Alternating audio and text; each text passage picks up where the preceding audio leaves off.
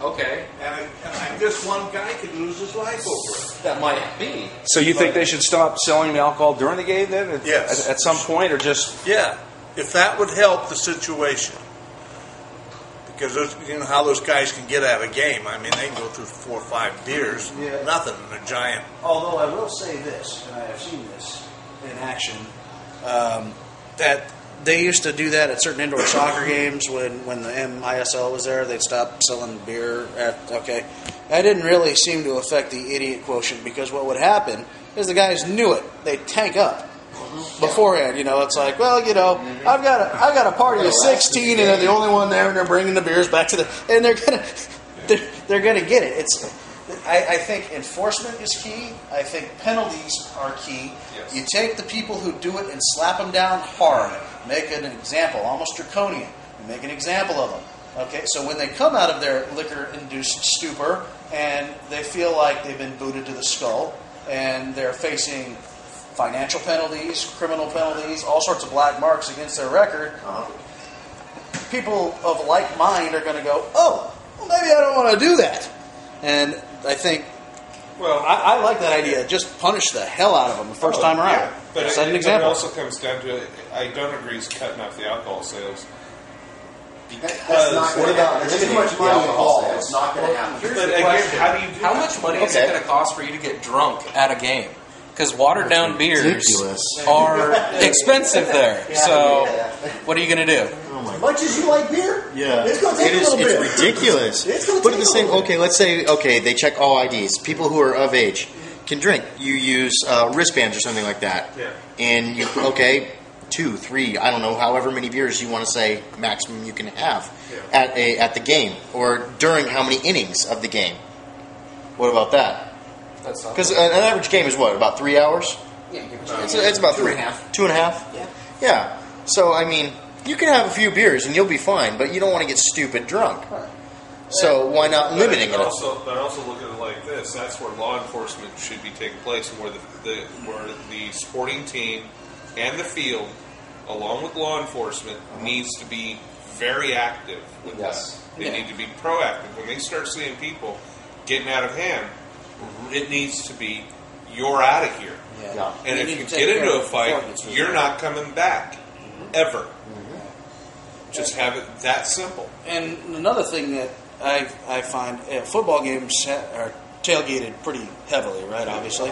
Now, take baseball games. Now, I don't know what the tailgating is like for baseball games. Is there a tailgating atmosphere?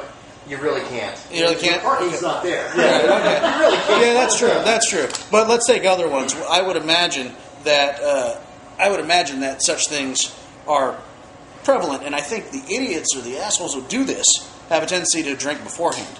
They get started early. That's where banning alcohol sales probably doesn't have a whole lot of bearing on whether or not you actually get these guys, because these guys have a screw loose anyway. Yeah. And so I think, again, we get back to enforcement. Mm-hmm. When they start acting the fool, you got to have eyes on them in a hurry, okay? Because we can spot them. You've been to a game where people are acting like idiots, right? You can tell right away. They're louder, they're more obnoxious, their language is horrible, okay? In comparison, it's like they stand out like bad acoustics. Cops, security, anybody should be able to see these guys. But then again, you also, I don't care if you're enforcing it 99.9% of that time, there is that 0.01 that always gets past that line. There always is. Yeah. So, but are you going to live in fear because of that 0.01? Are you really going to?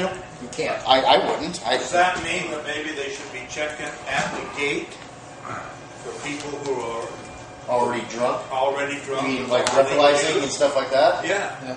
That would be pretty easy to do. I think so. Well, if you think about it, the thousands of people that are going in. Yeah, that might be a little... I mean, AT&T Park holds how many people? You get 42,000 people through the gates pretty damn fast. That would be pretty tough to do. Well, sort of a visual. And then it's, what is the actual cutoff? Because you're at a game, why can't you enjoy a little bit of some drinking? Mm-hmm. But when is enough before they can't come in? Well, again, what happens if you go there with your wife, and your wife really isn't a drinker, and you're cut off at 3 beers? Okay, you buy 3 beers for yourself, your wife gets 3 beers too, so she buys 3, you just had 6. Boom. There you go. I'm not going to lie. There's always a loophole and there's always a way around. There always they is. really get the security. They get the security and law enforcement working very tightly and being on top of these people. Yeah. You just have to have that presence. I think that's a good idea, but what I don't want to see is TSA at the gate. Checking it out. No. I mean, that's what it's going to come down to if you're expecting The all full this body scans now and everything. Yeah. It's just ridiculous. One me, please. Adam with a rifle, we're in trouble. You want to call the Air Force in? What is this switch on the side of it? What is this? What does this thing do? You're just going to see some... He has a Claymore mine. Front towards enemy. I don't understand it. Hey, don't go there. When I was going through Claymore training, we actually had a person that turned it front towards enemy, towards themselves. Wow. You know the firing pin on that, right? You know it's a small electrified explosive. Yeah. We actually had a guy, when we were going through it, blew his fucking jaw off. How do you blow your jaw off? And he pulled it with his mouth, didn't he? They said, don't drop it. Don't touch the fucking pin. They said, don't touch it. Kid, you know, like a 9-volt battery? Bink. Boom. Just blew his whole jaw. Wow. How do you explain that to Mom? Well, he doesn't. His brother does, right? Exactly. He writes it down. Wait. I'm just going to say this. If the Air Force were to show up for these games and actually enforce some sort of rules or regulations, the only thing that would be happening is they would be calling in an airstrike going, release the boxing gloves.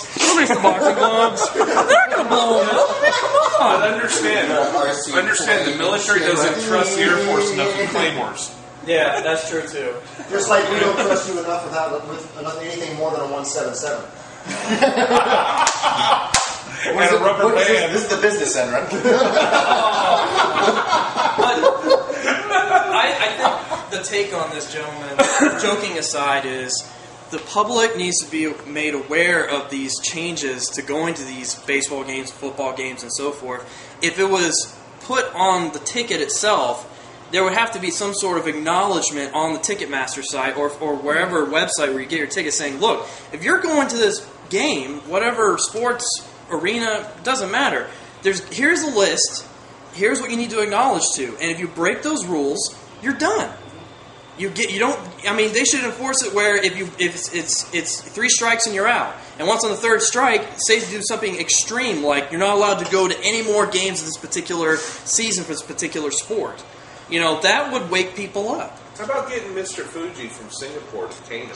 That would be extreme, but I think it could work. Think of it like a caning booth. Maybe during the 7th inning stretch, they can bring him out onto the field. One lucky fan gets to do the caning. Yes, That's great. it's called entertainment. He's going to be replacing Winston. I'm sorry. Oh, what was a funny shirt I saw? I was leaving the game a couple weeks ago, and it said, "Let Timmy smoke." I thought that was the funniest shirt. Yes. Wow. I love the zigzag shirt with Tim Lincecum's face in it. He's got a big doobie in his mouth. Or there was another one. The shirt I loved the best was we were suggesting for a friend of ours who was getting a divorce. It said, "I would call you a cunt, but you lack the depth of the warmth." That's a good one. There was another one I liked. It was, "I love my Wilson hairy, but I love my Posey shaved." Yes. Pretty good. Wow, it's degenerating already. And there we go.